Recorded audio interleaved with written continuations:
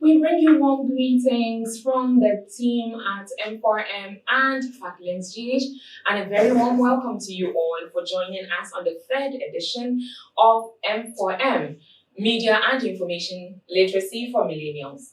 Now, today on the third edition of M4M, we are talking on a theme that we have named Reviving Trust in Traditional Media. We know that traditional media, talking about traditional media, we're referring to any form of mass media, including TV, radio, newspaper, cable or satellite, and general print.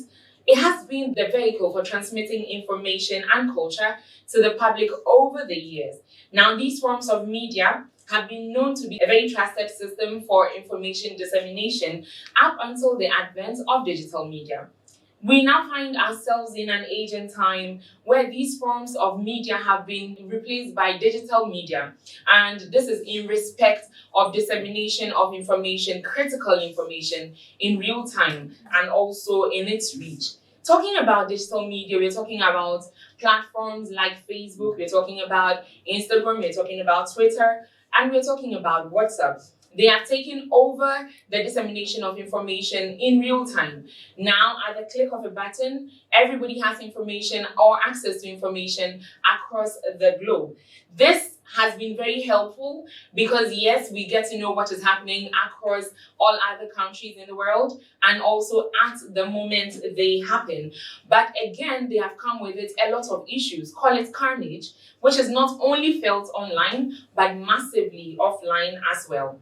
On this episode of M4M, we take a deep look, we're diving into how it has all gone wrong, how the problems arose, what even caused the problems to arise, what exactly these problems are, and also how we can revive trust in traditional media.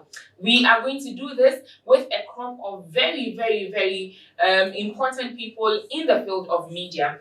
And we will do this right after the break. Do not go anywhere, stay with us. Body language may give a person away when they are telling a lie. How about when they write down their thoughts on paper? We at Factlens GH are coming up with an inter-school debate that allows students from various universities in Ghana to connect and share their thoughts and knowledge on facts through a debate. This debate will serve as an educational platform where students not only get to learn, but also get to grow their network. We check before we share, so must you. Check before you share. Welcome back from that break. My name is Nana, and joining me in the discussion of the topic, Reviving Trust in Traditional Media, are some three very amazing personalities when it comes to media and communication. I will start with the gentleman to my left. Mr. Elvis Darko is the editor of the Finder newspaper, which is one of the leading private newspapers in Ghana. He has over 15 years experience in journalism, practice in both print and electronic media. He provides direction for editorial content and edits different types of copies, ranging from politics, business, environment, economic development, social issues, among others. He's a regular panelist on the newspaper review segment of Breakfast Daily, the morning show of CTTV every Monday. Every Thursday, Mr. Darko joins the panel on Asasi Radio to discuss the major issues of the week. Once a while, he also joins panel on radio stations such as Joy FM, City FM, Asasi Radio to discuss issues of national interest. He's passionate about access to information, and he was a leading member of the Media Coalition on Rights to Information that fought for the passage of the RTI law. He's passionate about journalism, obviously, that leads the country and its citizens in the right direction. Welcome, Mr. Elvis Darko. To his left is another very fine gentleman by name Stephen Selassie Isuru. He's also a very big man. He's an entrepreneur and communications consultant. He's general manager of Yali TV Project and communication personality. He has over 10 years experience in youth and grassroots advocacy, working with NGOs and CSOs across Ghana. He's focused his work on issues of communication, education, and access to information. He's currently the general manager of Yali TV, a fast-growing online television channel dedicated to telling the stories and impacts of Yali alumni and young leaders across Africa. I told you he's a big man. He manages over 100 Yali TV correspondents across Africa.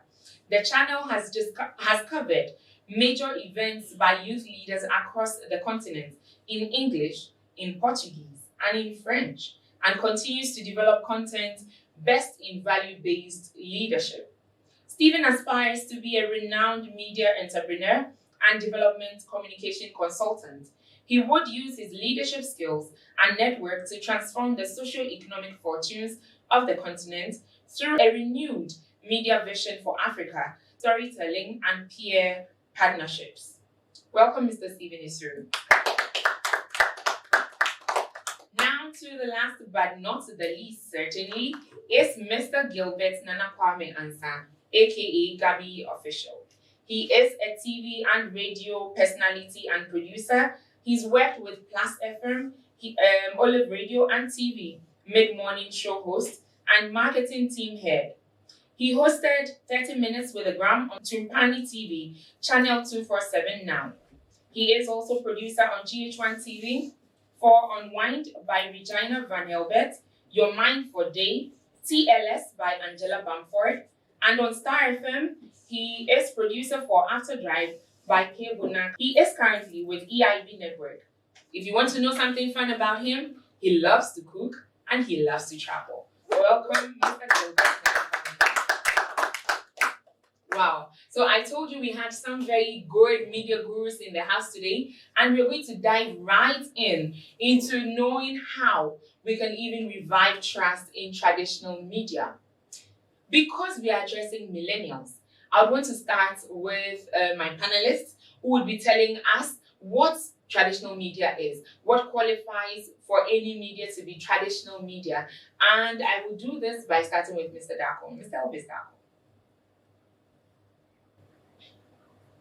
Traditional media generally is referring to the normal, usual, earliest forms of media platforms that offers the sharing of all kinds of information to the public, information that is processed largely into form of what we call news and how it's shared for people to have access. So we have the print media, which will involve maybe newspapers, magazines, special magazines for professional groups, and so on and so on. We have the normal radio, which until the emergence of new media happens to be the preferred choice of media for most people because of it's very easy to have access to radio and convenient to carry around. And then we have television, which is one, to say, the most powerful tool for visual communication. And these have been platforms that have served society for decades and centuries until the emergence of digital media, which now has become a competing force against the traditional media. So basically, this is what we refer to when we talk about traditional media. Okay. All right. Thank you so much, Mr. Darko. Stephen, would you want to tell us how digital media or e-media differs from traditional media? Okay, thank you very much. I'd love to use this opportunity to say a very big thank you to Factlinks and to M4M for giving me the platform to be here. I'm really privileged to be in the midst of personalities that you get to admire from afar as we build our personalities as well. Basically, traditional media versus new media. I'm in the new media phase, so I'll talk more of that. Okay. Since 2009, that I had opportunity to be in traditional media up until now, I dare say Ghana has really transformed. The media phase has transformed. First of all, due to some factors. One, traditional media, as my colleague here made us understand, captures print, broadcast media, which is radio and television, whilst new media has to do with all the online platforms, be it social media, websites, and all. Interestingly, last week I had the opportunity to be on Clubhouse for the very first time. I was amazed because I was like, oh, I didn't want to follow, just like how everybody was moving on to Telegram. I was like, let me just hold on for a while. But going on Clubhouse gave me the experience that you may not have if you were already on television. Okay. So then what is the dichotomy between new media and then the traditional media? One, I would like to mention some few factors. One will have to be the cost effect. To set up a traditional media platform like a TV station or radio station, you have to go through a lot of rigorous protocols and standards. You have to go through NCA, the National Communication Authority, and other, maybe the National Media Commission and all. And probably have journalists who are fully certified or members of GJA, have gone through rigorous training. When it comes to new media, you don't need training. You don't need to set up, have any major setup. Right with your mobile phone, we have smartphones. Like iPhone gives a lot of possibilities that you will need a lot of gadgets. You need OB vans to broadcast. With your iPhone, you could broadcast to the rest of the world. At Daily TV, for example, as I said, I'll give a lot of examples. With our iPad and our iPhone, we're able to broadcast our programs instead of carrying laptops, maybe PCs to come and set up to do live streaming. This is what new media brings in, cutting the cost barrier. Then, as I was saying earlier also, with regards to professionalism or professional training, with new media, I mean, there's this guy on TikTok, the Senegalese French guy, I think his name has escaped me a little. He has over 300 million followers on TikTok. This guy lost his job in 2020 due to the pandemic, and he has no training whatsoever in media. He jumps on TikTok and it's a sensation. Simply what he does is he compares easy to do things with how complex people try to do things, and he shows his hand to it. And the guy is already a millionaire. He has no professional training in media. So new media gives a democracy in the media space that we would never have had if we were to fix ourselves in the box of traditional media. Okay. So for me, this critical aspect, the professionalism aspect, the cost effect of building it, and also I'd like to highlight the technology aspects. As I said, if you have to broadcast a program like this program we are having right now, if you have to broadcast it from a location to a station, we will need OB vans, which cost megabytes. But as I said earlier, with your iPhone, with your iPad, you can broadcast that same program and reach even much more people. So there's democracy in the media space for even the rich, because traditional media, we are broadcasting just to the televisions. And as we are here right now, there are a lot of people who are actually watching their phones right now for updates of news, either on blogs or on social media, but they are not carrying our televisions. We are not listening to radio. I don't remember the last time I listened to radio.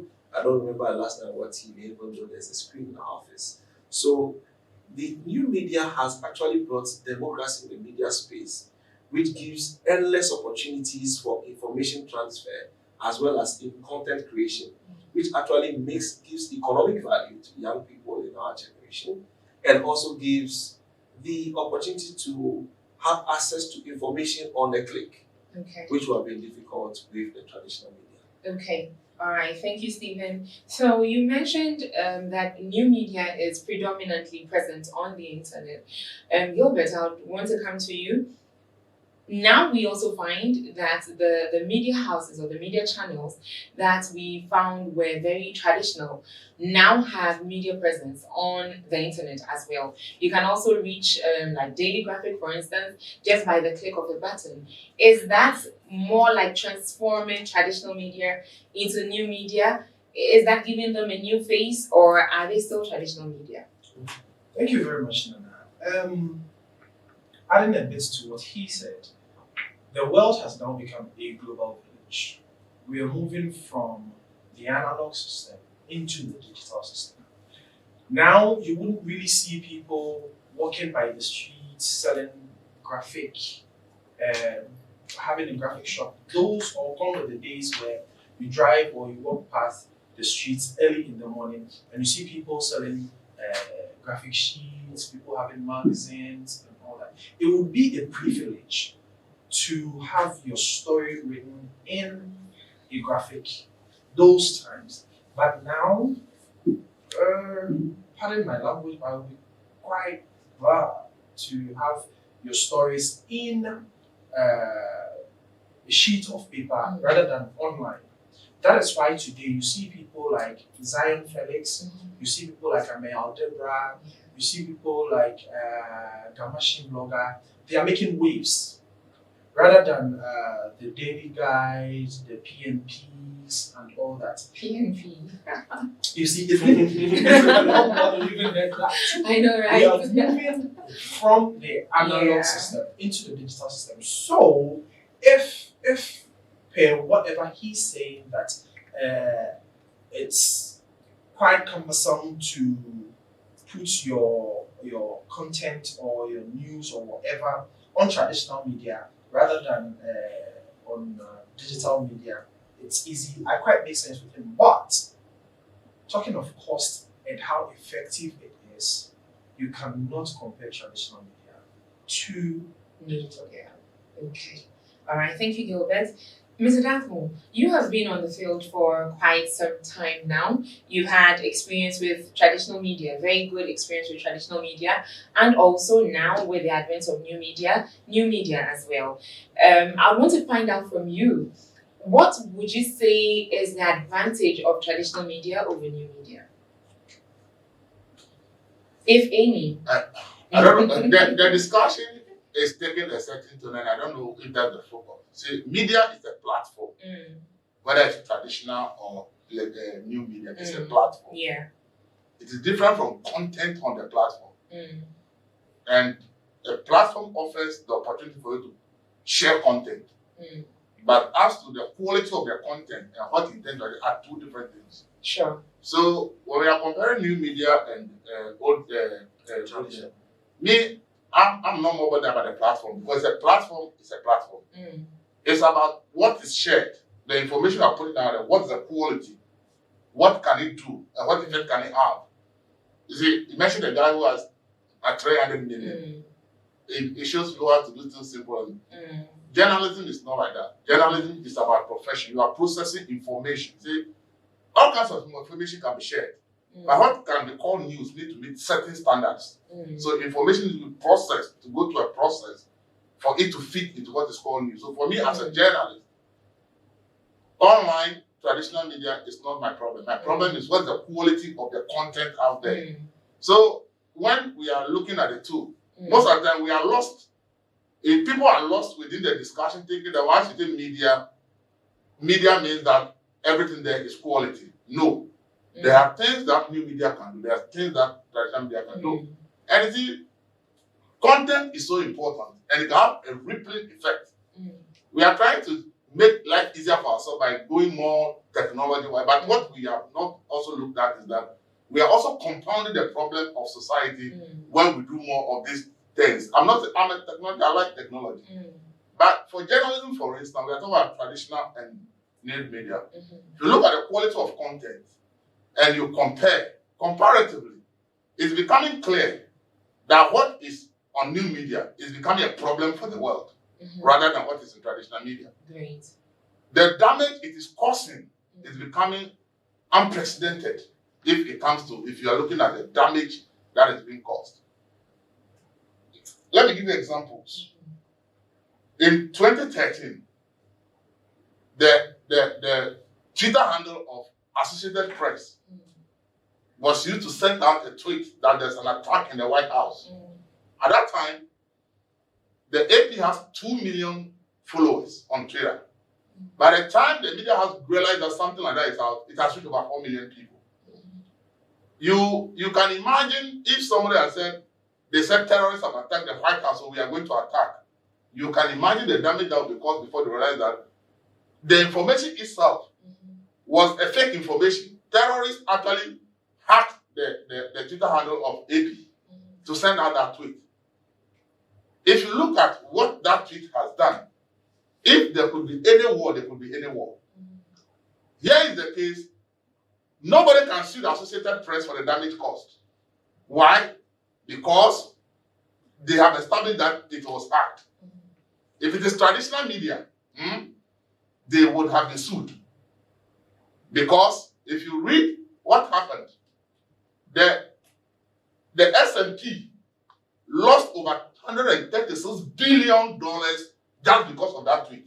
So investors lost huge money because of new media tweet. But they can't go and sue anybody because the institution that owns that Twitter handle says that it has been hacked. If it's for traditional media, you cannot give excuse, you'll be sued. But people lost $136 billion just because of one information. So you see, when you are looking at the new media, if you are looking at the quality of content and the impact it can have, you will be mindful to realize that anybody can share information, but not everybody can share what is quality content or what is news content.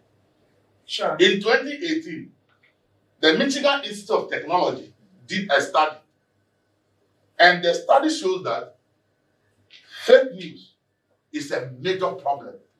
That 70% of fake news is likely to be shared by people who are on social media.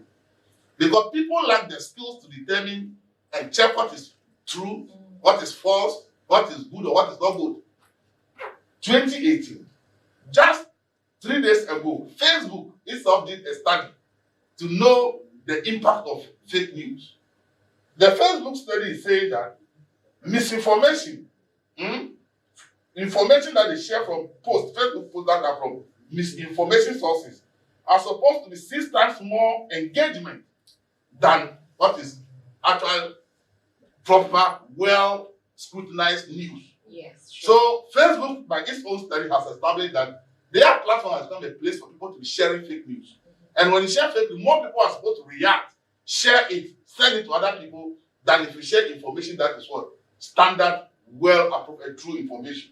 So when, as a journalist, I'm looking at the issue between new media and traditional media, I don't care much about whether it's new or old. I am more focused about the quality of information that is shared. So that is, as you have said, we all recognize that the world is moving technological. There's nothing we can do. That's why traditional media is also having its own presence online. That's why we have our website, we have Twitter handles, we have Facebook, we have all this because we believe that, yes, when it comes to the speed of sharing information, there's no way traditional media can compete with new media. But as a journalist, I don't care about the speed with which information is shared. I am more focused about how accurate is the information, how truthful is the information, how fair and balanced is the information, how precise is the information. That is what I care about as a journalist. So for me, the discussion between new or old traditional media is not an issue. The main issue should be what is the damage that both can cause if they send out the wrong information. And as I said, if Associated Press or if the Washington Post had done a big front page story and it turns out not to be true, they will be sued big time. The media can collapse. They may pay huge damages. But in social media, who are you going to sue? Maybe the person even realized that the one who shared the tweet, the one who wrote the tweet or the post. Sure. So for me, as a journalist who cares about professional news content delivery, I'm not bothered much about whether it's new media or traditional media. But my focus is how come we move into a new paradigm? We're running to have a feel of new technology. Then all of a sudden, we are being told that this is the challenges we are having. In fact, this is a work done by Reuters and is looking at the concern about fake news on the internet. In Brazil, it is 85% people who are online. In UK, it is 70%. Spain, it is 68%. America, 67%. And on we go. And if you look at the thing, everybody says that, yes, new online media is good. But then we have a big problem.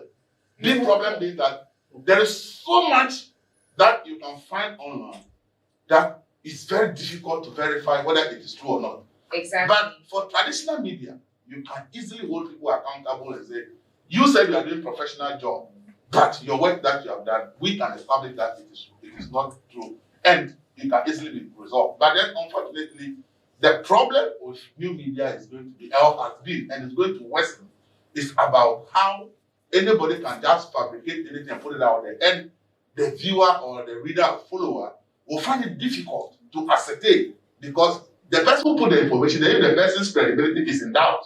Because if somebody goes to write, for instance, something, maybe the person that is not having any expertise in that field, but is going to make a comment or wrote something about it. If the society is supposed to react, it may cause a lot of damage. Later you come and write, the person even didn't know what he was saying. Because what he wrote, he lacked knowledge about it. But you cannot write something that you lack knowledge about it in traditional media because the standards and procedures that are there and the gatekeeping processes, your information that you are processing news have to go through before it's approved for publication. Obviously, you get a better information from traditional media than social media. So let's not confuse the two. There's a difference between content that we are sharing and then traditional and social media. For them, both of them are just a platform for you to share information. Mr. Darko, I absolutely agree with you. But you see, the issue exists already. New media has come to stay. It's going nowhere.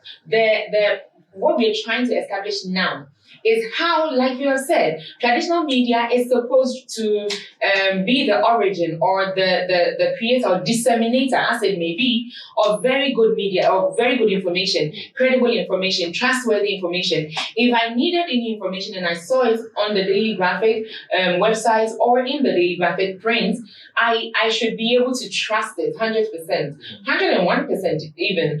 But the issue now is, especially for millennials, which M4M is addressed to, we find that everybody wants to follow new media. Everybody wants the information on digital media because it's easy to come by. So today's discussion, today's episode is actually focused on letting our millennials get to know what the advantages traditional media has over new media, and also how we can revive the trust that obviously has been lost by traditional media. I get calls from people. Sometimes they follow journalists who see information on one website or they say, Elvis, this information, I want to find out from you. I know if it is true, you will tell me. Have you seen this? Can you tell me it is true? And most of the times I verify that this is false. Okay, so for traditional media, it's so important. Please do, Gilbert. It's important. Please do. Elvis, everything Elvis is saying is quite right. Yeah. But he made a statement earlier on saying that in the new media print, most of them, I can boldly say that 99.99% of them lack training. They don't have any training. Yeah. But because there is a platform, because there is a phone somewhere, there is a tablet somewhere, they can afford internet. But they can just sit anywhere, fabricate stories, and post it online. This is the case where we are not intelligent enough to research more. So sometimes you don't really blame the new media people. Exactly. You blame the people consuming the news. He's saying that news came out from Twitter saying that what do we call it? That's an attack on the White House. You should run research. When I hear such news, I have three main sources that I can find my research on. There are a whole lot of places that you can easily find out whether sources are true or false. Do you understand? In our traditional media, before you post something or before you bring something out, it is critically scrutinized before it comes out. You have your source, you go through editorial. Before you can even print it out, you would have to take it to, I don't know how they work, but under EIB have data heritage. After every news comes out, before the morning, you have to go through editorial, even though it's been printed already. So if there's any false news in there, you go back to bench, edit it, or delete that news from the newspaper. Okay. Same as on our main social media handles or whatever, so like whatever it is, when you go on the digital media platforms and you find, maybe there is Nana is doing this today at 10 a.m. here. You find out sources because there's a location there, right? Find the location. Is it true or false? Same way as traditional media could also make mistakes. I don't know if you've ever heard that they claimed somewhere in 2006 that our former president, then JM4, declared Ghana a bankrupt country. And then during that time, all the debts that Ghana owned was written off. Yes. Yeah. It came out in the traditional media, which was false. Exactly. So my next question was going to find out whether, in spite of the gatekeeping system and all, traditional media has ever published false information. They have a lot of times. They have. Mhm. The rate is far lower compared Okay.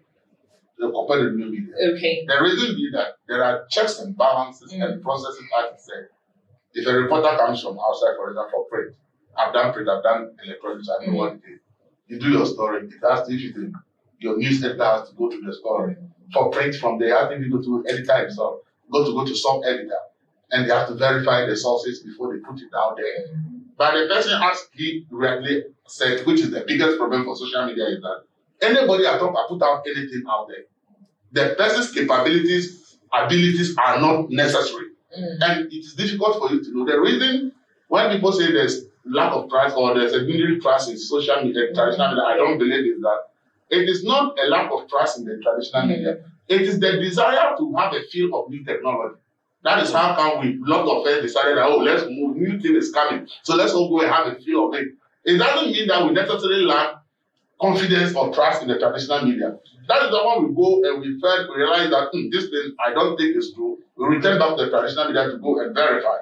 The truth is, traditional media will make mistakes sometimes, but the rate at which they will make mistakes is very minimal because of the checks and balances that the process of the information has to go through for it to qualify as news is so rigorous. And that is why you can trust traditional media more than the trust you can have for what is in social, because you know that this Washington Post or the Finder is there, has an editor, it has journalists. When they bring the information, they have to go to a certain process. So yes, once a while they may get something wrong, but largely they'll get it. For example, like the HIPAA you talked about. The problem in Ghana, there's no way they'll get it wrong in Washington Post. The problem in Ghana when most journalists didn't get it was that we are not having specialization being a major thing in Ghana. So somebody is going to write on HIPAA. It's not a financial reporter. So he doesn't understand the dynamics of what HIPAA is about. So you go and say Ghana's entire debts have been forgiven. But someone is a professional financial or business economic reporter. We really have to look at the dynamics. What are the indicators? How much are they forgiven? What the person can never say that it is all the debt that have. I have never said anywhere that Ghana's entire debt have been forgiven under HIPAA because I understand the issues there. So it's all about capacity, and that's the problem the traditional media has. We all have the phone, we all have data, so I can go online and do anything. But then I don't have the professional training to know that every field needs to have people who understand it. That is why in serious media practice elsewhere, they have every desk has people who focus on just one issue. If it's writing environment, it's writing environment. So when an issue comes up, he doesn't need anybody to explain it to him. He understands the issues in detail because he has been an environment reporter for 10, 15 years. So he has a grasp of the issue. But I have a phone, I have a blog. Something comes up, I take it, I put it out there. I don't understand what the issues are. Sometimes even somebody just made a post somewhere. It is attracting likes. People are sharing. So I also think that if I put it on my account, people will share it, people will like it. So I also want the number. I also pick it and put it, but that won't happen in traditional media. So the challenge for new media is as to whether we are going to get people. Is it just last week? They said TikTok has overtaken YouTube.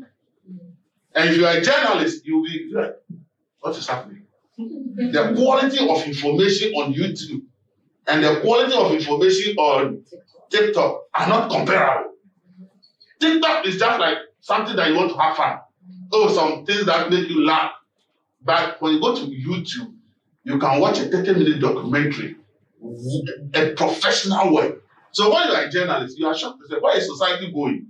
That TikTok can overtake YouTube in the new media space, because society is moving towards, I don't want any hassle, I don't want anybody to come and telling me some complex things. I just want something that I'll look at, laugh, smile, reduce my pressure, and I'm fine. So you see, we have to look at it critically. Even the direction society will go will depend on the media. And the question, in which direction is new media going to guide society? If you want to look at where you think society should focus or direction should go, and TikTok can overtake YouTube, and you look at a comparative analysis of the quality of information on YouTube and the quality of information on TikTok, you ask yourself, why should TikTok overtake YouTube? Because for you, the quality of information on YouTube is more beneficial to society than the quality of information on TikTok. So when BBC broke the news that TikTok has overtaken YouTube, the first question I asked myself is, where are we going? Are we really interested in quality information, or we just interested in information that makes us laugh and go somewhere? So for me, and I cited the example of anyone who are in a WhatsApp group, when you post an article that is more than 5 paragraphs, people begin to ask you, why are we writing a thesis? Who do you want to read it? Because they just want to read some 2 paragraphs, something short, and move on. And that is an indication of the kind of information that social media people like, compared to that thorough work that you think that should be beneficial to society. So once we are moving on, as I said, we all want things to be more easier in this world. So when new things come, we all want to have a feel of it. But then we also should be asking ourselves, that new thing that's giving us that grace, that joy, that happiness, which direction is it leading society? Is it going to lead us to that knowledge society? Or is it going to lead us to the society where we have more people all interested in minor things? And we will all be talking about our problems when we know that we need the knowledgeable information to be able to improve. And unfortunately in Ghana now, even traditional media is now guilty. We will do programs that people are happy about, not programs that we think that are informative, that will educate the person, that will add something to the person's knowledge base. Traditional media is, in fact, today, traditional media is talking about likes, like social media.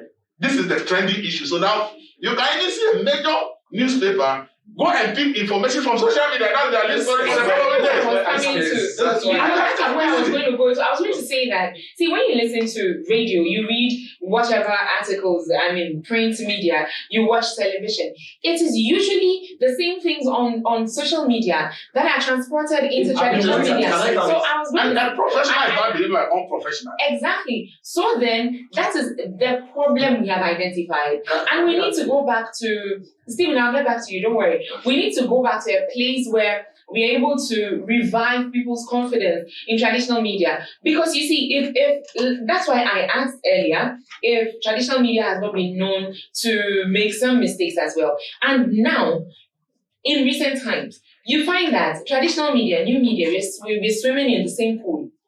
We're swimming in the same pool of falsehood. So at the end of the day, as millennials, who wants the easy way out of things, how are we going to get them?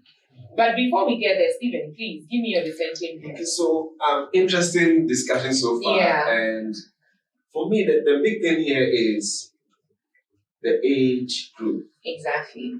The target audience. What platforms are they comfortable with? That determines which kind of platform the people will use. So then the issue of quality vis-a-vis accessibility come into discussion. Sure.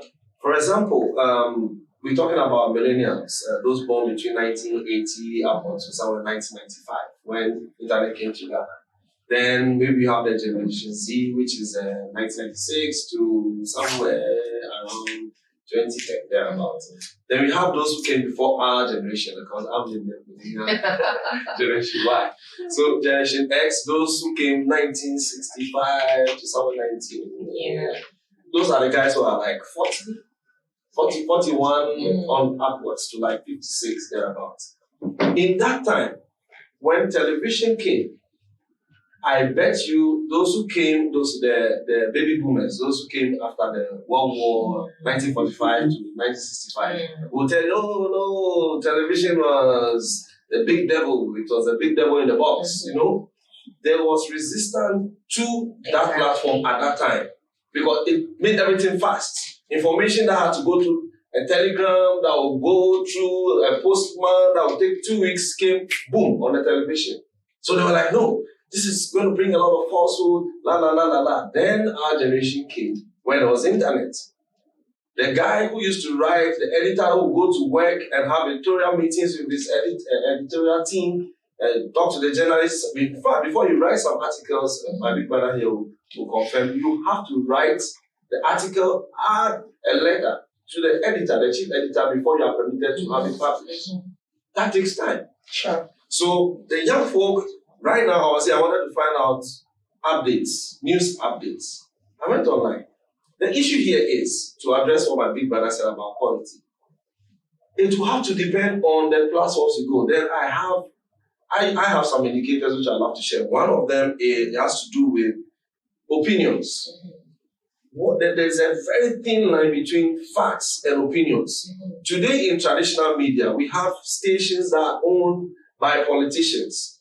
The information that will come on XFM, because it belongs to, the owner is a party member of, a party leader of party A, will be different from what XFM will talk about because it belongs to party B. Sure. So then the issue of quality facts are already tweaked. Here, the issue here is consumers, target audience. That is where the critical fact is. So that's why I'm happy this program is brought to us by FactLens. It's about the lens through which people get information. One, it spoke about credibility. For example, if I want news on sports, I have a platform I go to go.com. I know I'll get credible information there. It is new media. I'm not going to watch GTV. I'm not going to watch, I love GH1. I'm not going to watch GH1, even though I love Bolare. But I want it quick, right now. I just go on go.com, I have my news. It's new media, credible. Great. You have all the information from UEFA, from FIFA, and so on and so forth. If I want news on Ghana, what's happening in Ghana, I have 3 platforms, not to endorse any over others. I'll go to Ghana Web straight. Unfortunately, Ghana Web is not owned by a Ghanaian. I'll go on Ghana Web. I'll quickly go to maybe City, My Joy Online. These are credible new media platforms owned by institutions who were running traditional media. So the issue is not, for me, is not about the platform. It is about the indicators that we set in. So one, the indicators for me will be facts, community confidence. If I'm watching Oman FM, I know the kind of information I want from there. If I'm watching, I'm listening to Asas Radio, I have the information I want from there. If I listen to Joy, I know what the information I want. I listen to City, I know the information I'll get. If I listen to XYZ Radio, I know the information I'm going to get from there. It's construed towards a community confidence, knowing that community A will speak to this issue in this way, to direct their content in this way. So I know I'll listen to. Then I'll go to experts, industries. So my big brother spoke about that. So if I'm going to read a newspaper, I want information, like hot information on economics, I'm going for PFNT. I'm not going to read PMP. I'm not going to go for Flex magazine. So it's about what the people, for me, it's about every age group and the platform they use. My big brother's generation, which I know is Generation X, they'll go for television, they'll go for radio, they'll go for newspaper. My colleague here made us understand, I'm not going to buy newspaper. I only buy newspaper when I write a story or done a program and I want to do a news clipping, which I'll actually scan and actually load it on my Google Drive. I'm going to check it through new media again. So the media houses that own the traditional media platforms, for me, the way forward is for them to begin to adopt these platforms and utilize them to overshadow the platforms that are owned by novices in the journalism or the media space who punch out or produce or bring out content that is not credible. So it is about us going a step forward, setting principles, setting ethics, setting standards. For me in Ghana, the way forward for me, so that I balance the conversation is the National Media Commission, the National Communication Authority, the Ghana Journalists Association, and other stakeholders need to set standards that must be used. And it's the same for other countries. I can't talk for other countries because we are here in the Ghanaian context. And structures have to be set in place that scrutinizes new media practitioners. That way, it's okay, fine. Before you launch out any platform, you need to do A, B, C, D. The same way it was done for traditional media. Trust me, I know before Peace FM came in the 90s, the late 90s, they didn't just jump into the scene. Some stations have been closed today. Why? Because they don't follow the standards. So they were closed down. So for me, it's not just about the quality. The viewers, the listeners, the target audience will go for whatever platform they choose, whether we like it or not. It now boils onto the gatekeepers of the industry to set standards and then try to bring these people, because it brings democracy. The new media platform democratizes the practice so much that now I can assure you that the traditional media owners are going into new media. So GTV is online. True. When Kafu Day is doing his morning show, I watch him online rather than going to the TV. The TV is too far. I am moving. I am watering the garden. I'm doing something. I'm holding my phone at the same time watching Kafu Day. I'm watching GTV, but with new media. Yeah. So for me, I understand where my colleague is coming from. There is Generation Z who have their choice. They are going TikTok. They don't want YouTube. But they want it quick. Instagram, within 1 minute, 30 seconds, I have the news of what President Akufo-Addo spoke about in the region. You want to go and sit in front of TV, have your tea, madam has served dinner, you're eating. That's my papa. That's what my dad would do. I won't do that. It's time wasting. I'm watching everything at the same time eating. He should be in the sitting room. So you even realize multi-choice and all the guys, they have moved on to digital platforms. Yeah, they have their websites, highly potent websites that give high definition information and content. So for me, just to iron up and round up so I can let my other colleagues share this, we need indicators, we need standards to govern new media because it's here to stay. Trust me, if I'm an investor, as I told I'm interested in new media as an entrepreneur, I'm not going to go through the same process multimedia went through 25 years ago. I won't go through the same process TV3 went through. I will not go through the same process that maybe Finder or EIB will go through. New media is a key.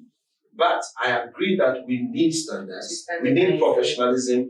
We need to identify that there are communities of influence that influence news, and we need to go for factual platforms. Trust me, if I see a platform, Ghana News.id, I won't go there because they are likely to even attract hackers. Great, but hold it there. How then are we able to tell the difference between credible and credible sites and sites which are not so credible? Gilbert, would you want to help us there?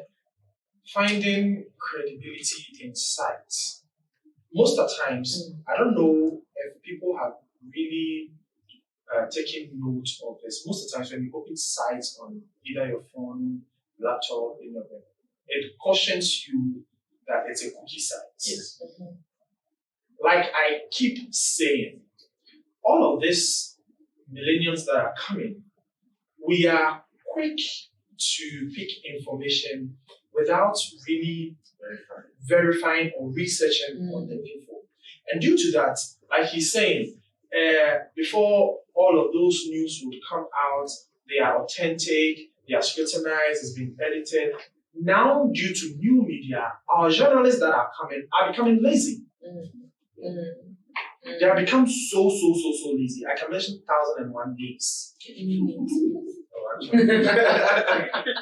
know what to find. But like I said, you will see people sitting on television instead of going through critical news that have been given to them because of like party A, party B, which he said they are siding with what will favor their media houses instead of what will favor the people out there consuming the news they're giving out.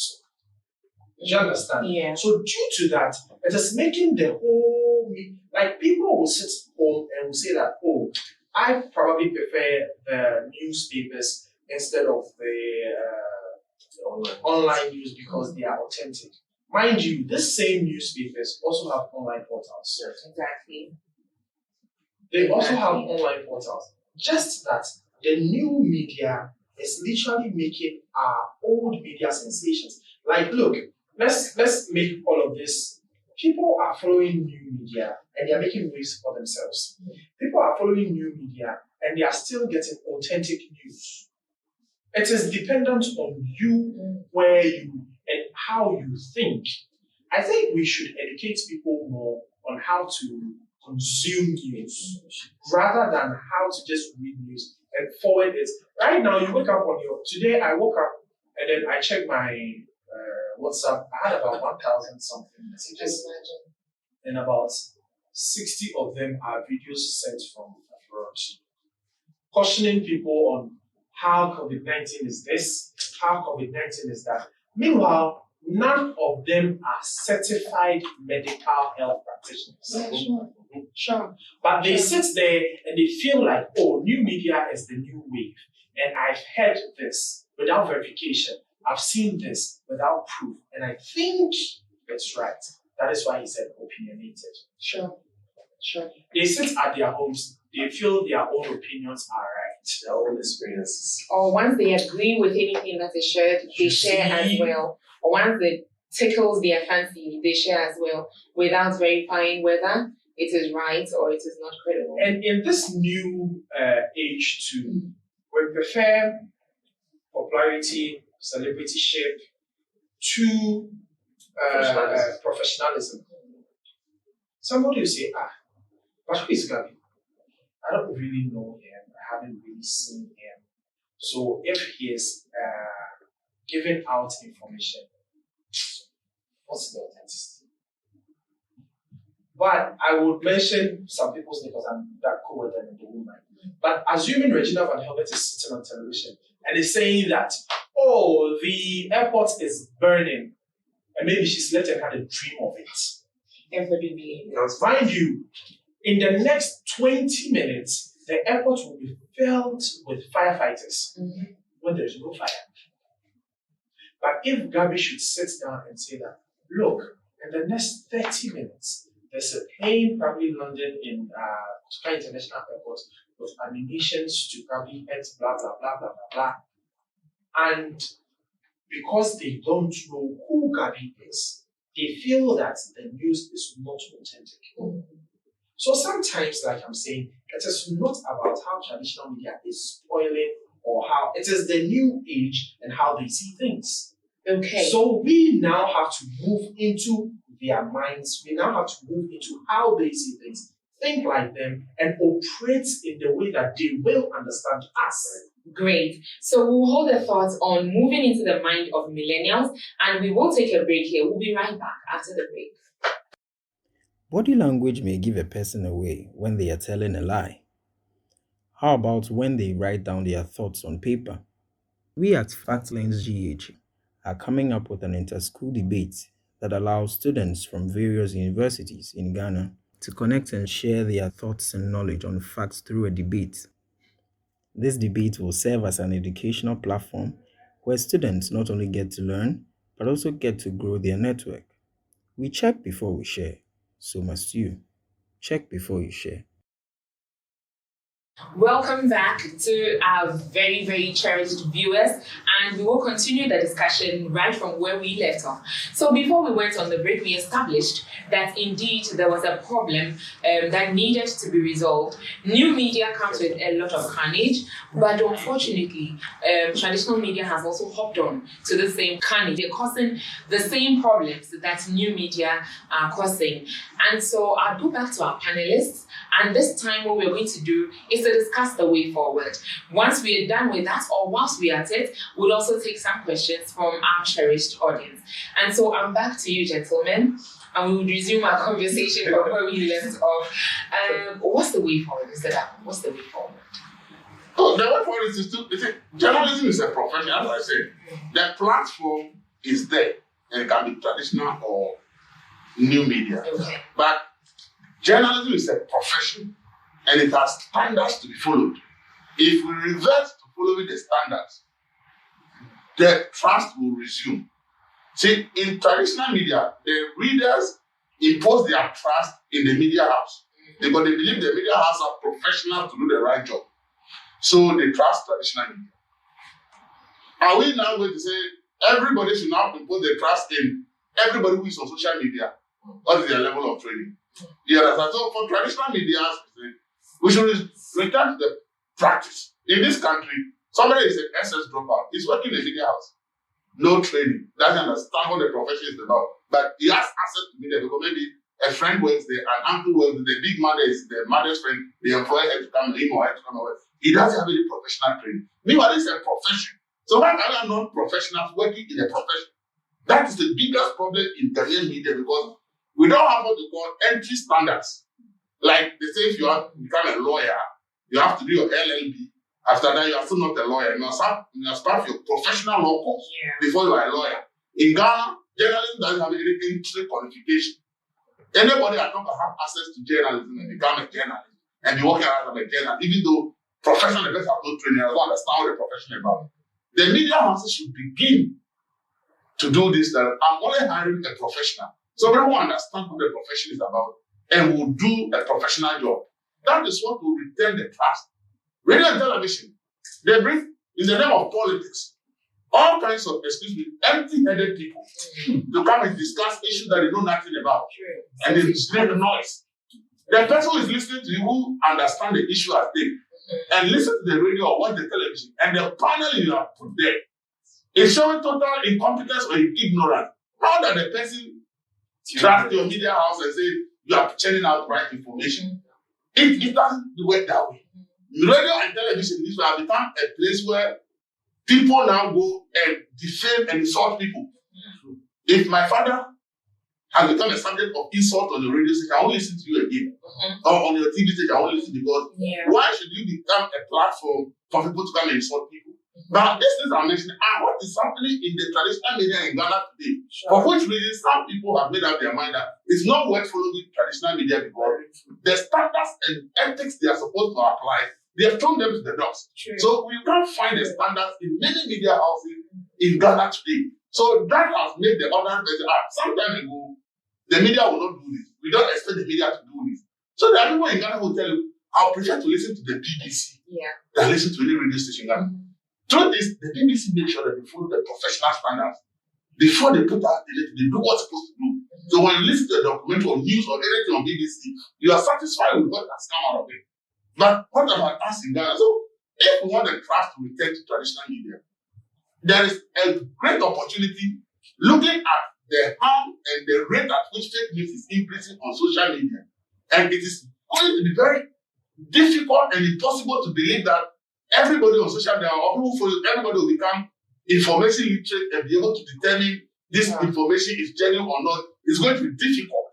So traditional media has the opportunity to say, if we return to the standards and we work with our professional standards, many people will return to traditional media. They will still be on social media anyway. But when they want to make sure that what they are following or reading is the truth, they will not come to buy a newspaper.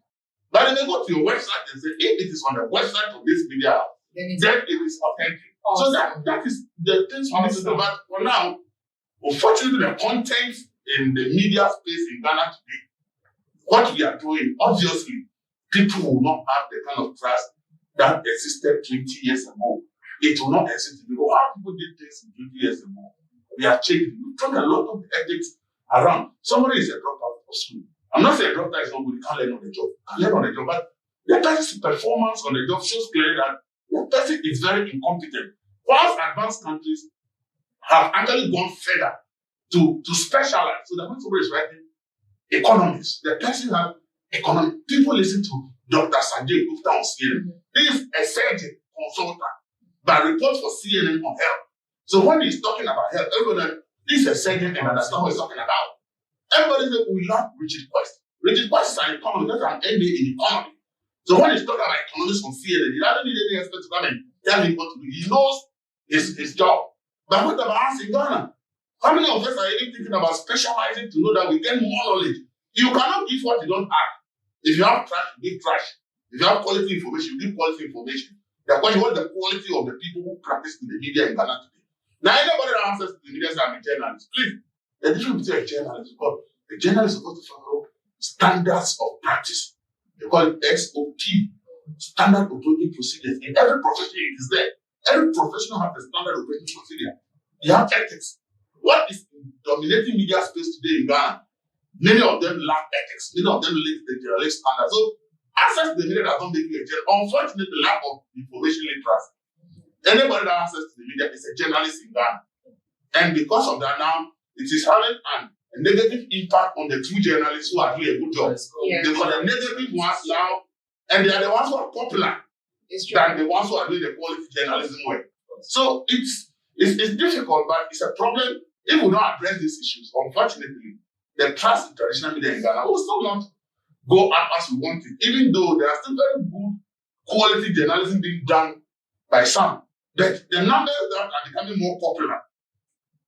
Then some people meet you and say, you are the Elvis Darko. Every day I hear you more river. Then I say, it's not about selling yourself and going to shout that I am Elvis Darko. That's not.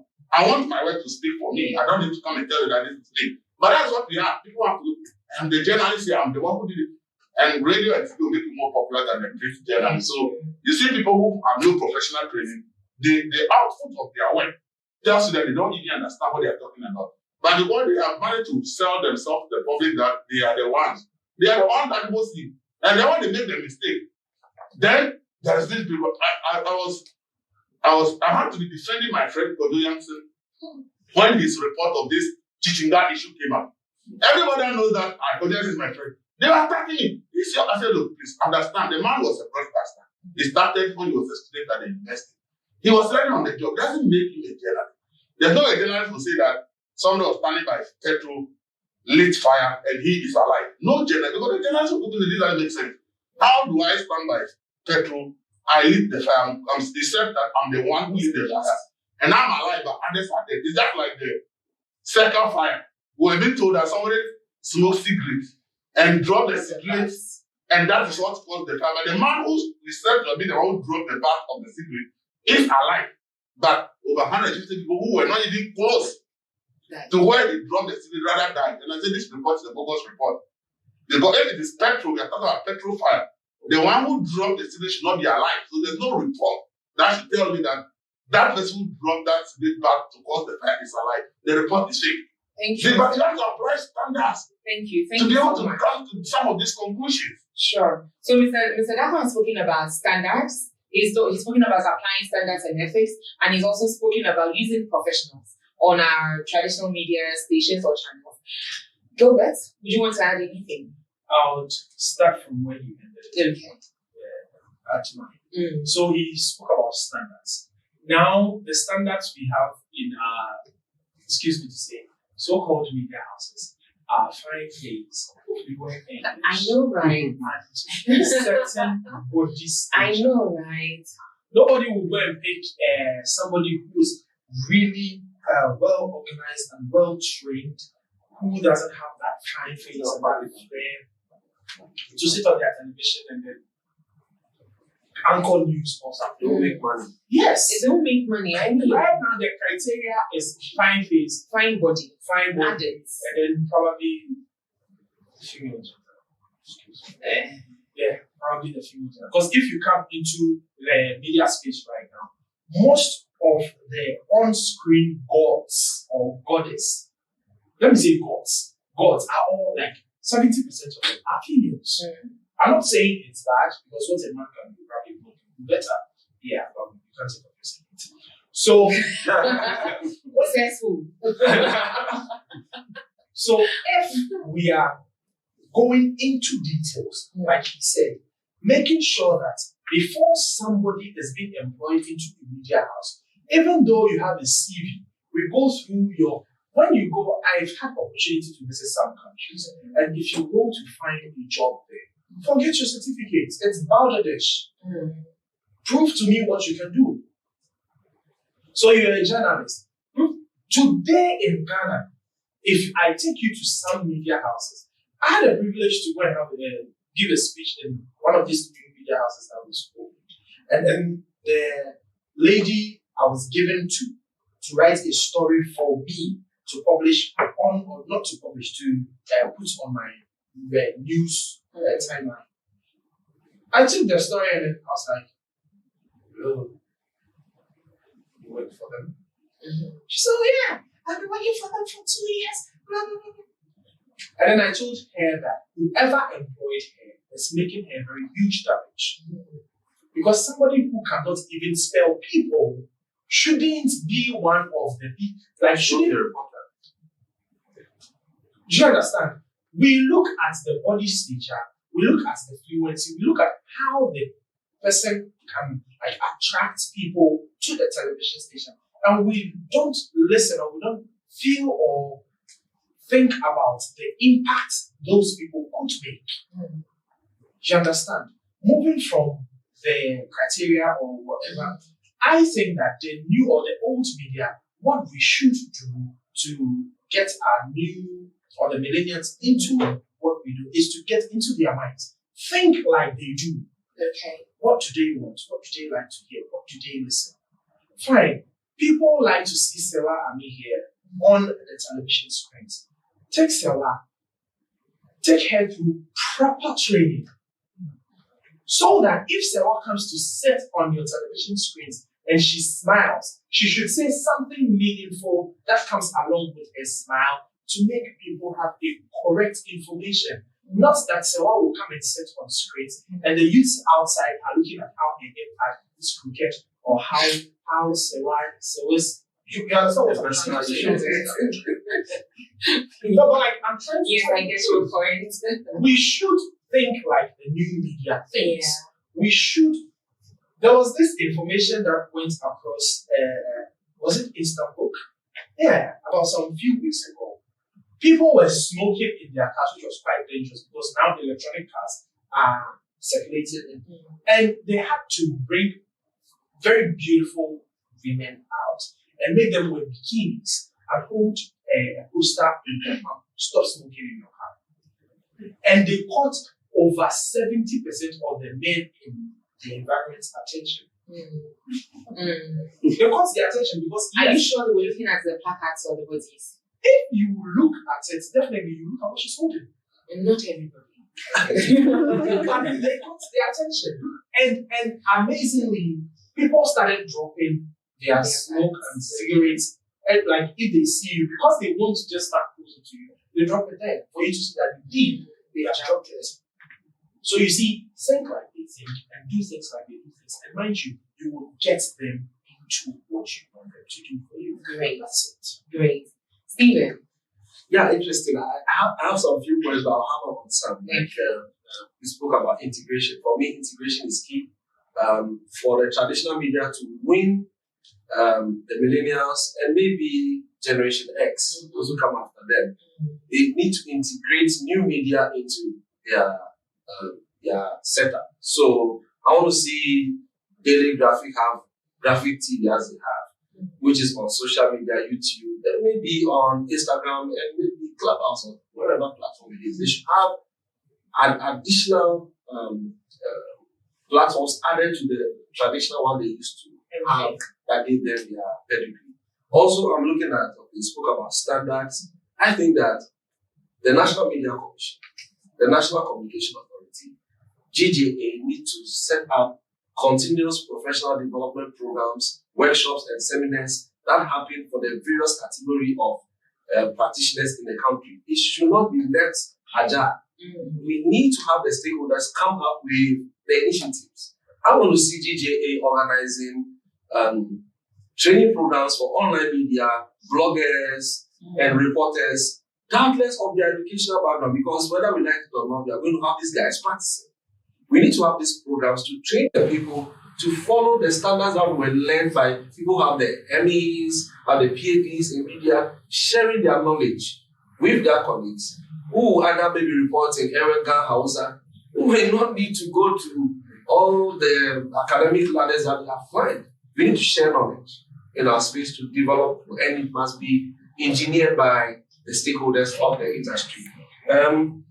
I also think about data protection. Data protection. For example, if I want to quote the population of Ghana right now, I'm going to be in a big fix. Do you know why? The information I'm going to get is coming from maybe UNESCO or UNDP. True. We don't have data sources, so our reportage is going to be more opinionated more than it being factual.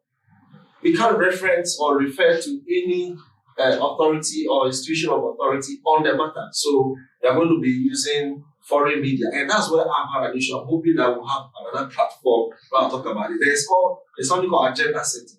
Yeah. The West have used media to control the world for a very, very long time. In Ghana or Africa, what I've noticed, we don't have any agenda at all. We report anything. BBC will not report everything. Maybe the Queen fell walking on the Downing Street. It's never going to be reported. But here, not really. Somebody broke into the bedroom of the Queen. They made the media to report that the person was mentally sick, insane. Exactly. Yeah. That the person was not insane. But it's a shame to say that Exactly. somebody broke the entire security protocol Exactly. Don't never of report it. Buckingham Palace and entered the bedroom of the Queen. The agenda. So they set agenda, which we don't do. I mean, not to sway you from what you're saying, but it's one thing I've been thinking about in recent times. It's more as safe to say in Ghana, we are actually looking for people to fall, not literally, but we are looking for people to do bad things so we can report on it. It's as if we want to, if we have any agenda to set, we're not looking at a positive agenda. It's more of a negative. We are looking for people to fall. But the truth is, bad news fly. That's what it's sensational. I mean, so it comes back to, like what Mr. Darko spoke about. It was reported, that same news was reported, but the agenda was not to demean the authority, but was to glorify the authority. The Queen is a queen. But here, the president is being maligned by the same media, which should be exalting our president to make it look good when it goes out there. Because of our personal Princess interest. Diana died because she was flirting with a Muslim. Yes. When the French press decided to expose that, it became a fight between the French press and the English press. Yes. Because they see it as disgracing the monarchy. Yes. That a wife of the monarchy is flirting. So they didn't want the world to know that Princess Diana was flirting. So the entire English press, the independent English press, knowing the truth, but because of the shame it brings the monarchy to the UK, they had decided that no, they have to fight the French press. Yeah. Countries in Africa don't understand information, the power information at all, so they don't pay attention at all. COVID, China and America are fighting about the origin. Do you know how China did that? When they closed their country and said they were developing themselves, they realized that the Western countries have damaged them a lot through propaganda, through the media. So when they realized that we have arrived, we can fight, the first thing they did for the state to invest in media heavily. So there are over 20 state-owned newspapers owned by Chinese companies. Over 3-4 television networks, some of them in Africa, really have an office in Ghana. Online is everywhere because they realize that no matter what they do, if they can't control the narrative, they cannot be the nation they want to be. Sure. But in Africa, now the US department, one of the biggest expenditure of the US government is on the State Department. The State Department is the propaganda machine of the United States of America. True. But in Africa, government is the one who spend money on propagating information. It's waste. Go and build, just put a concrete and point to it. I built this classroom, I built this hospital. That is development. They don't understand, but you cannot achieve anything when you don't have control over the narrative. That's Africa is suffering. There's nobody is realizing the danger. How many support? No, the danger. Don't do it. They came out with Al Jazeera. Al Jazeera is over 100 years old in the Arabic language. Yeah. But then they realized that the world does not speak Arabic. So the impact they are looking for, they were not getting it. That's how they set up Al Jazeera English. Because after evaluation, paying experts to do the analysis, they realized that no, Arabic is not a language the world speaks. So you can do anything in Arabic, nobody hears. Yeah. When Al Jazeera came within a short time, the Western media began to sweat. Because when they foiled any propaganda, Al Jazeera reversed. And Al Jazeera seems to be even doing more detailed work than even the Western media, because they wanted to fight the propaganda, and they believe that they can't do it without doing a more detailed work than the Western countries. Exactly. And that's how come now Al Jazeera seems to be the preference for many people, because they realize that this is it. So the Middle Eastern countries say, we need to fight this back. But Africa is still sleeping about the power of my next point. Stephen, hold your next point. We'll get to it. Don't worry. Or we'll hold it on the Al Jazeera strategy, and we will take some questions from our audience if we have any. Okay, whilst we wait for the questions. Okay. Investment into media and technology, very critical. In America, the US Senate controls new media. So Facebook, Google, Instagram, they have laws that govern even them. To the extent that there's a level of information, or there's a level to what they can do. For example, when they blocked the president of the United States, they were summoned to the US Senate to come and defend why they did that. Even though they own the platform, they are answerable to the state. And I believe that that's where one of the areas Africa or Ghana needs to go into. We need to invest into this new media space.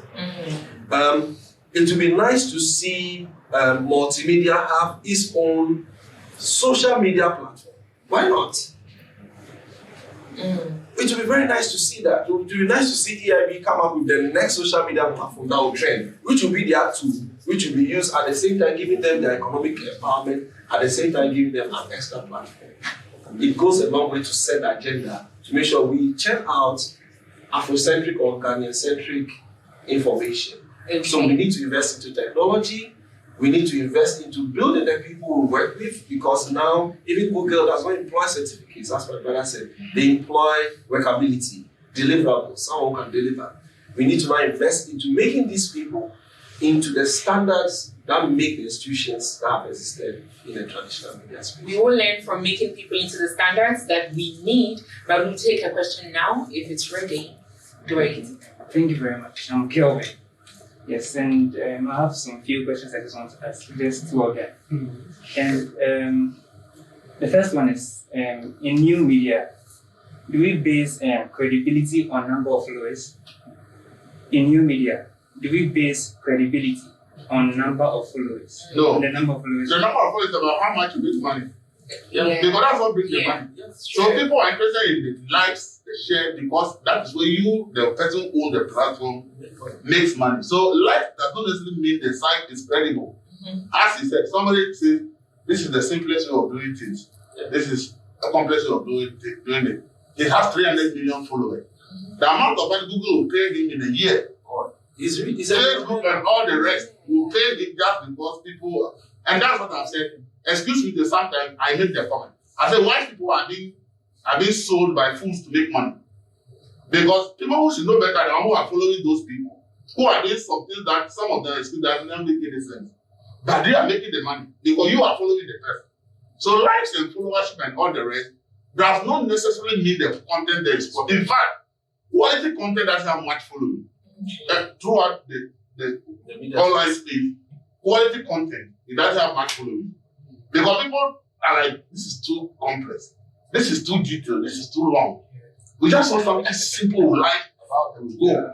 So when we deceive ourselves thinking that likes, shares, and all the rest comment amounts to, the person really doesn't care. Ask people, those who follow the party follow in Ghana, or if he has was nigger in Ghana, what's the quality of the content that they put out there that you see people following them?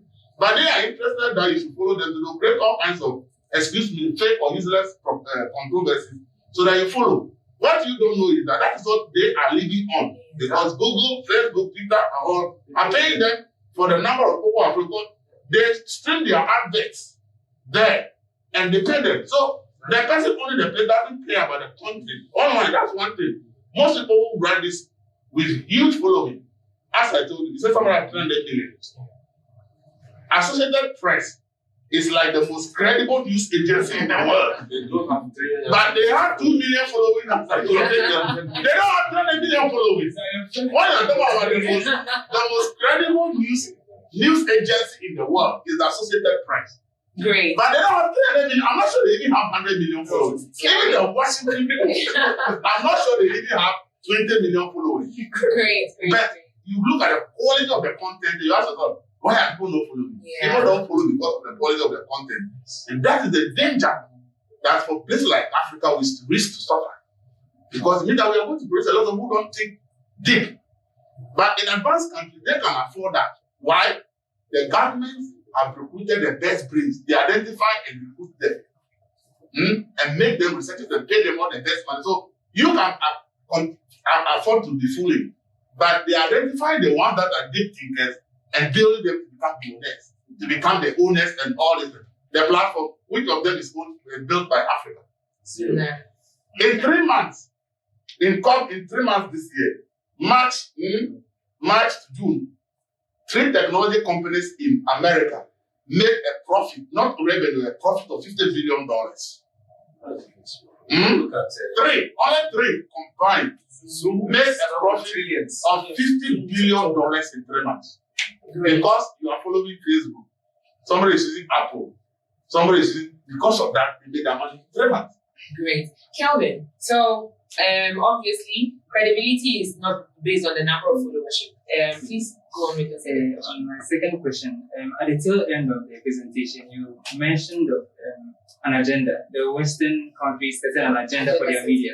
Yeah. Is there anything like an African agenda or a Ghanaian agenda? Is there anything like that? Yeah, we have a lot of agendas, but how do we mechanize those agendas? How do we implement it? For me, I believe so much in the media. We call it the fourth estate. Any country, any nation, any people who do not invest in media are sold out. Look at all the new media platforms that have come up in the past 10 years. 20 years ago, it was not by Facebook. Facebook is now the richest. I'm not saying this on authority. One of the richest. Let me be very one of the richest. In 10 years ago, when you take the 10 richest companies in the world, they are all in the mining sector. Today, It's media. the 10 richest companies in the world are all into data and technology. That is how the world has played even its money making. The top 10 richest countries are all technology. Jeff Bezos is into media And and data. technology. Facebook, Google, Zoom. I mean, data is the new gold mine. Yeah, it's true. The issue here is we have policies, nice policies. What is the backing agenda? There's a policy, but the backing propaganda is not there. My brother made mention of the State Department. US has a State Department, and that department is in charge of cultural heritage and foreign agenda, foreign policy. We don't have any. We have Ministry of Foreign Affairs. What do we do? I don't want to be biased, but what they do is We have fraction. ambassadors. Yeah, it's a fraction of what happens. Build new embassies. It's a fraction of what the State Department does. So Africa has an agenda. We have agenda 2063. We now have the AFCFT or the African Continental Free Trade Area. Yes, we have agenda. What is the pushing force? What's the catalyst? I think it's media. So I'm saying that for me, the solution and the way forward is we have young people who are going to. Those of you who understand what agenda 2063 is about. Not many But of how them. does one understand what after is Yeah. about? No media publicity. There was publicity for. You want to get what the media takes time to educate you and explain to you Exactly. what it is about, why it is important that you pay attention, how it will benefit the continent, improve your standard, transform the continent into a developed one. And this is where it This comes back has to to do with the the media. where the media should think like those people who do not understand the agenda. Exactly. Yeah, no, Exactly. no, but the media, no, the media work is about money. Making You profit. see, money, you need money is the like the petrol of the car. Media work is about investment. We are not at technology. If you want to build a technology media house now, the amount we pay for data, the kind of things, the gadgets you need, is no longer your iPhone because you want to do something that is now state of the art. All of the time, you realize that hey, it is no longer cheap when I was using my iPhone. What advanced countries have done, what they realize is that as I said, they look for people with the biggest brains. They put them together. They pay them big money than the president or anybody. in this country that we are paying some food stars, they are CEOs and they don't do anything, the companies are collapsing. They pay people with big brains. They develop what you call the nation's communication agenda. Yeah. Then they present it to the government. Okay? The government finds resources. That invests into Mark Zuckerberg. Finds resources to push that agenda, because when the agenda works, it works for the nation. It doesn't work for any individual. The fight between China and America is that between trade and information. That's it. Trade is the economy. Information is how to program the people to believe in what you are doing. If you get these two, you'll be correct. But in Africa, nobody wants to invest money there. As I said, he wants to build the hospital. He wants to invest his money where he will. You understand the Things that we can see. Yeah. Do you know America is fighting China over 5G? Technology, that's the fact. America made about $500 billion profit from 4G. So when China built 5G, China is going to make like about $1 trillion from 5G. That's what America said they will not buy China's 5G. They are telling Germany and all their allies to reject Huawei because they don't want them to get a 5G. Because America wants to build it, or the Western countries are building it so that they can make that money. China is building 6G. They are even on 7G. 6G will be launched very soon. Then America says that they are up, they are back. Now Biden says he has voted 140 something billion just to invest in technology so that they can compete with China. How much is Ghana investing in technology? We are sleeping. This discussion is not ending today. We are sleeping. But unfortunately, we are much spent on time, and so we'll be using the next let me say 1 minute 30 seconds to give our final words. And I'll start with Stephen. 30 seconds. Okay. So for me, the future is new media. Africa needs to invest into new media. I want to see the big entrepreneurs in this country invest into media, and that's how we'll be able to promote the Africa agenda. Without media, there is no new Africa. Thank you, Stephen. Gilbert. So like I said, we should, as a country or as a continent, we should think alike like the millennium think and try to make our media, try to make our media acceptable to them. Old media is gone, traditional media is past. New media is here to stay, like he said. So we should hammer on it and make ways and pass correct information to the media. Thank you so much, Gilbert. And then we'll take Mr. Apple. Well, traditional media repose their trust. People will put their trust in traditional media to do the right thing so that they'll get accurate information. New media is the new thing. Everybody needs to be information literate to be able to make the best out of new media. Else, you'll be fed with too much false information from the new media. So I think that for the new media, what you need to do is that you cannot repose your trust in anybody to do the right thing for you. So you, the individual, need to educate yourself on information literacy. How I can identify which information I can trust and what I cannot trust. Then you can use new media to your benefit. The likes and the comments and the events place, it doesn't reflect quality. It's just what you can do to make money. So don't be fooled that because of it. There are professors who are writing blogs, quality information, people don't read. But there will be somebody who is on energy who doesn't have any knowledge to share. By doing something funny, is the one that is popular, have all the likes and the following. So as millennials, let's be careful. The popularity of a blog or a site does not equate the quality of information that is there. So let's look for quality that will help us to improve. We are all complaining that we are not making progress as a continent on Africa. It's because our knowledge base is too low. We are not having deep thinkers. And deep thinkers are not come from following people with popularity.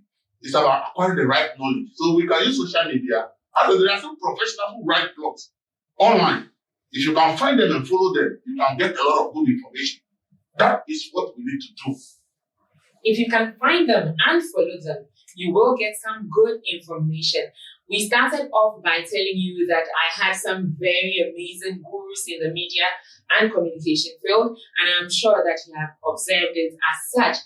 To just conclude, we are saying that to repose or to revive the trust in traditional media, there are a number of things that we have to do. You as a consumer has a part to play. The media houses also have a part to play. And of course, the regulatory bodies would also have a part to play. Let's all do well to ensure that whatever information we get is good information and very credible as well. M4M is brought to you by Factlens GH and it is sponsored by Goethe Institute, who has a rep here. If we can get a rep, say a few things for the next 5 seconds, if we can.